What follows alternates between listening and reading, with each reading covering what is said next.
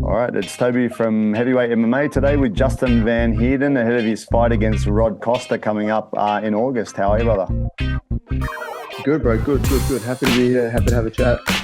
Man, I was listening to your conversation together with Rod Costa the other day that it's disappointing when there's no animosity, bro. When it's just two competitors coming to fight, we want to see some bloodshed and some fighting and that, bro. You guys are just competitive sportsmen, right? Professionals. Yeah, I mean, obviously, there's that competitive sort of rivalry there, but like it's kind of good in a sense because there's not like this need to fake any animosity or anything like that. Obviously, outside of us putting each other away and having a win over one another, yeah, I don't need to like create like a false sort of animosity. Like, don't get me wrong, I'm still gonna, it's probably more authentic and better when you're sort of slinging barbs at each other and those sort of things where you're just being honest about, the upcoming fight and stuff like that. But there's no need for like a sort of, from my end at least, and I know from him as well, like create like a false sort of thing just to hype it up. This fight's going to be hyped up enough as it is, and I'm certainly doing my part to promote it. So I think it's a fight that a lot of people want to see and that a lot of people are going to be hanging out for. But yeah, the competitiveness and all that sort of stuff aside, like I'm not coming to fucking point fight the guy. I'm coming to put him to sleep. Man, just a question. Do you get complacent at all, man? Like you're fighting the same guy 3 times in a row? Does that have any effect? Like do you have to motivate yourself mentally more or anything to train harder or anything? Nah, I mean, had it been 2 wins to me and we're going for a third fight, it'd be like, yeah, I guess, yeah, you would have that a little bit where you'd be like, oh, well, the motivation's probably not there, especially if you had like 2 decisive wins over a person. You're probably going to be like, oh, it's going to be hard not hard, but like you're probably not going to wake up in the morning being like, oh, fuck, I need to be on point. You're going to be like, oh, I've done it twice already. I can do it again. Whereas because we both have like a win over each other and, we're both coming off a loss each, it's kind of like, in a sense, yeah, there isn't that sort of, need for me to find motivation. Like we both have a win over each other, a decisive win, and I want to like put a stamp on this trilogy in that way and, kind of just shut the door, shut the lights out and kind of, get that decisive win again. And I'm locked in and motivated like I always am. And especially, coming off a loss, I'm like just hungry like always. I just want to, get in there, shut this dude away, and then, get straight back to it and get another fight going. Man, jumping on, not talking about complacency and that, your last fight against George Mangos lost. Just wondering if there was any complacency in there, man, because like where you were standing, I think you'd had 6 wins in a row. Coming up against the guy that doesn't have quite as much experience as you, you're kind of arguably winning the fight, and he threw up the triangle and got you. Was there any complacency in any part of that? No, it was just one of those things where, he was in a position where he needed to pull something out and that was kind of his last ditch thing. Like I could feel it, towards the tail end of the 3rd round, we're going into a 4th and 5th round. He's never been there before. I have, and I could feel him sort of fading and I could feel that I still, my gas tank's still there. So I was like, in my head, I remember when I heard the call for them saying there was a minute left in the round where we were up against the cage, and I heard his corner like asking him to, to try and go for something, try and do something. I just knew in my head, I was like, this, like, they definitely don't want to go to this later stage. They don't want to go to these championship rounds because, then it's where the fight's, the tide of the fight's going to turn even more and it's going to just get worse. Like, I mean, I was already up 3 rounds. And it was just going to get worse from there on out. So, he went for like that Hail Mary submission and jumped that triangle and, made the adjustments he needed to make and, got it done. So, I mean, obviously, yeah, in the moment it was like, it's frustrating because you obviously don't want to lose. And obviously with the position that I was in and stuff like that. But I mean, it's not like we were in there for 10 seconds and he like knocked me out or anything like that. And, I didn't even get a chance to kind of like try and have a chance to win the fight. I was up, I was doing the thing, I was listening to what my corner was telling me, and I was starting to get really comfortable with the fact that the fight was going to, turn more in my favor as the rounds went on, especially if we were coming out for those championship rounds. So, yeah, it's just one of those things. Like obviously losing sucks, but it's not like, yeah, like I said, it's not like I got completely outclassed or anything. You know, he went for some crazy shit and he pulled it off. Man, it's a heartbreaking sort of game, man. MMA, you're doing so well, six fights in a row. Do you think that that loss could have had any effect on your chances of jumping into the contender? It just seems so many guys just jumping in there now. Do you think that could have been a deciding factor, or is that just something that'll roll on next time you have a couple of good wins, you'll be able to jump in? Yeah, I've no doubt if I got the win over George in that fight, I would have been making my debut on the Perth card. It wouldn't have been a contender series. I would have been making my debut. Um, but it's not really as detrimental as as I initially thought in the moment. Like right in the cage, right after the fight was over. In my head, yeah, I was thinking like, fuck, man, like that's it. That like now I have to like, yeah, that's probably like put me so far back. I've got to like do a lot of work now, but it's really not the case, man. Like I think um, I know the work that I've done up to this point. Like I can sit here and cry over trying to like spilt milk and be like, oh, I should have been signed a while ago. Like I should have got signed the end of 2022 when I was on a 4 fight win streak and won the the Eternal title. I can sit there and be like, it's sort of an overdue thing, but there's no point in doing that. Like my past's different to everyone else's, and like everyone's got their own sort of journey in this game. And I know if I go out there on August 17th, especially in front of the UFC brass, I'll go out there and do my thing and do what I know I'm capable of and repeat what I did the last time we got in there together. I feel like I'm right there to get back, to that. I'm at the top of the pile. Like I don't think a loss in the manner that it happened takes away from where I'm at in my position. Like I know I'm still the best featherweight in the region, and I've done the work and I fought the better people. I'm the most experienced, and I've got finishes over some of the top tier guys in the region. So I know if I go out there and perform and do what I do, it puts me in a really good spot to be right back there. Bro, in talking about that, a rematch and a dominant win, does that erase that loss?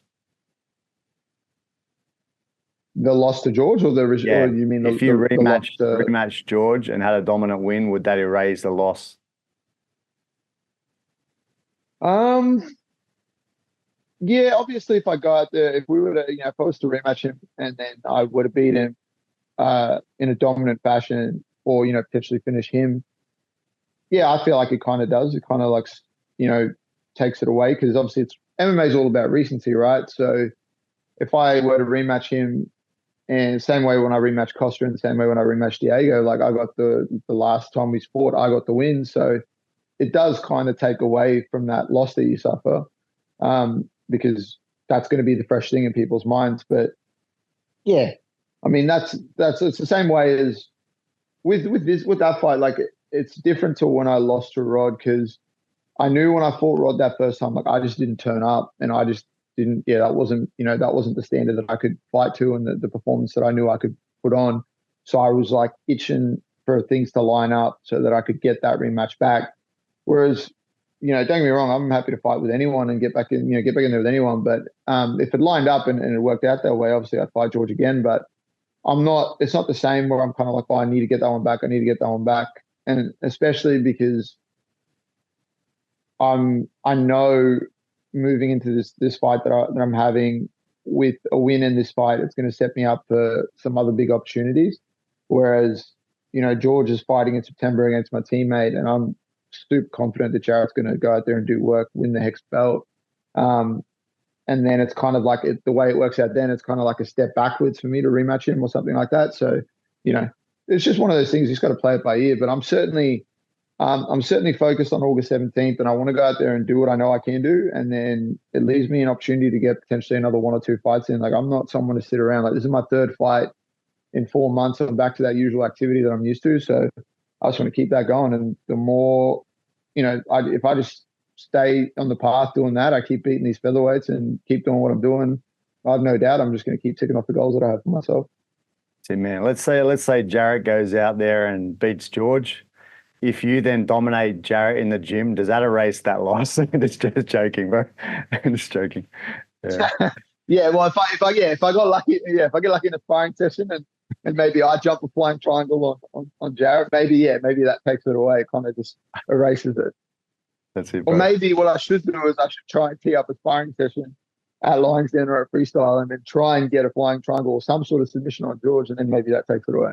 You just have to make sure you film it though, because if you don't film it, it never happened. That's the problem, right? No, exactly right.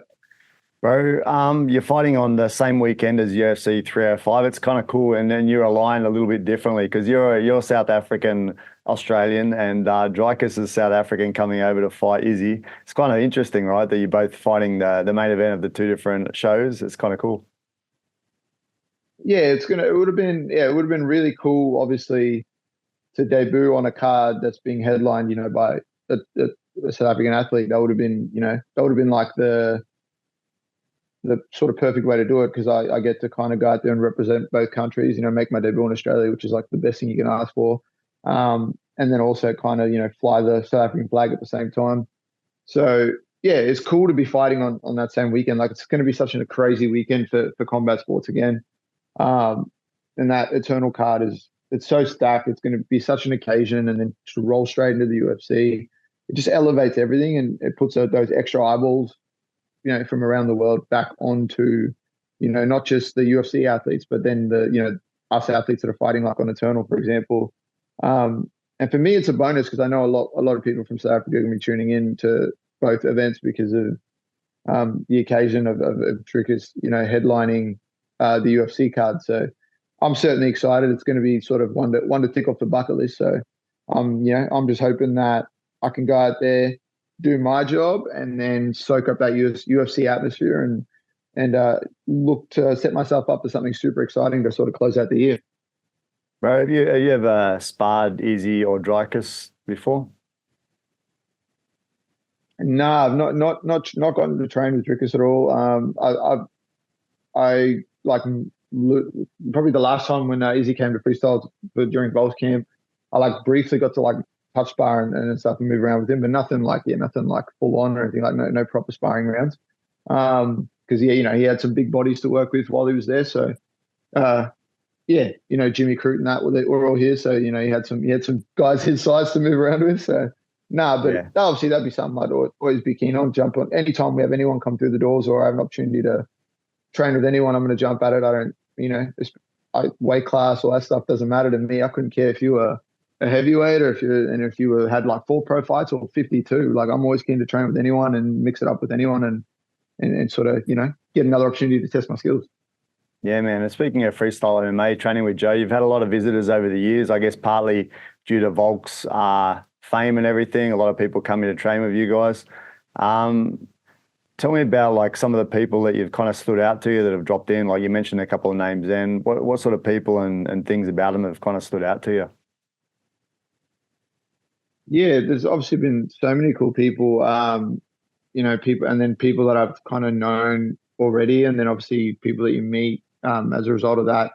And it's been so many cool people that have come through. Obviously, like, I already sort of knew, like, someone like Jimmy, right? Already kind of knew him already, and then seeing him a bunch coming into freestyle and stuff like that. Like, he's such a cool dude, man. He's just a genuinely good dude. And even this last time that he was freestyle for quite a long time, it was really cool because I got to do a lot of training sort of just with him and partner up with him for a bunch of things. But everyone's everyone's so talented that comes through. There's been so many cool people, like Jimmy Crute, John Varkey, Kieran Joblin, Brad Riddell, Frank Hickman, the most annoying cunt in the world to roll, Craig Jones, and there's so many cool people that sort of come through the door. And everyone's got their own sort of things that you can draw from and take away from, or things that, that in areas that they're like, have so much knowledge and talent that you can just sort of draw from and go, I'm going to try and apply that to my game.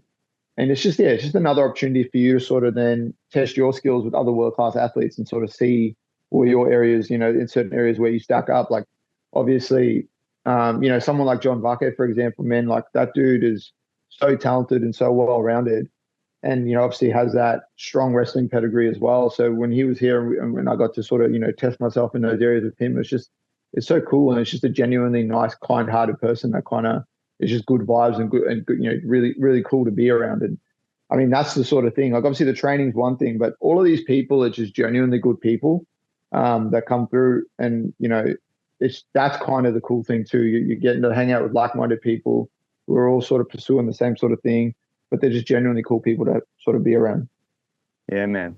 And on the side of training with all these cool people, you've been one of the key training partners of Volk for so many years. Just in general, how many times a week would you sort of spar with someone like Volk there? Well, if he's in camp, we spar. Well, yeah, we grapple. Yeah, we grapple a few times a week and wrestle and stuff like that, and do like cage wrestling and stuff like that. But we obviously spar on Saturdays. But if he's in camp, we usually, we spar like a couple times a week. I mean, we touch sparring that on Mondays and Tuesdays and kind of get a bit more technical sparring in on those days. But yeah, if he's in camp, we spar twice, like two. We have like two, proper sparring sessions in the week. So there's there's a bunch of times there where I'm and mat time that I'm getting, where I'm getting to sort of mix it up with him. But then, when he's in camp, obviously that ramps up too. So, and then, like you sort of said there, most of the time we all do it for each other. Obviously, we're emulating our everyone's opponents, and you're kind of trying to give each other those looks. And a lot of the time, that's when I think, especially when Volk's been in camp, that's when you kind of get those little level ups in your skill set, because you're trying to emulate someone that he's fighting, and then maybe you're using parts of your game that's sort of similar to that person, or maybe you're adding stuff because you're trying to emulate the said person that he's going to fight, and you might add new skills to your game. Like that happened to me in the Holloway camp.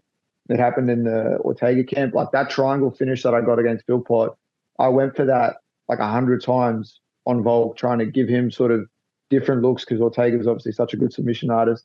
And then that was something that I added to my game, and I got to finish in a fight as a result of that. So, yeah, there's so much time for me to sort of draw from the knowledge that he has, but then also sort of test myself with the things that I'm improving on and trying to apply to my game. Because obviously, if I go out there when I'm sparring him or grappling him, and I'm trying to sort of utilize these new skills that I'm learning, I can get a realistic view of where it's at. Is that something that's sort of part of my game now, or is it something that doesn't work for me, or is it something that I should keep or throw away?